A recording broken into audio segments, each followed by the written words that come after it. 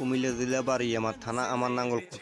পাশে একটা বাজার আছে বাংলা বাজার, তার পাশে আরেকটা বাজার আছে সেবাকলা বাজার, তার সাথে একটা গ্রাম আছে নূরপুর।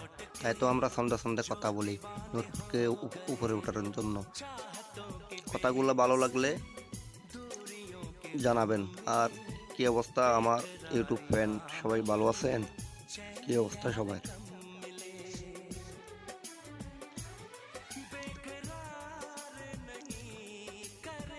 অনেকদিন পরে গ্রামে আসলাম তো, এই জন্য সুন্দর সুন্দর কথা বাড়িতেছে।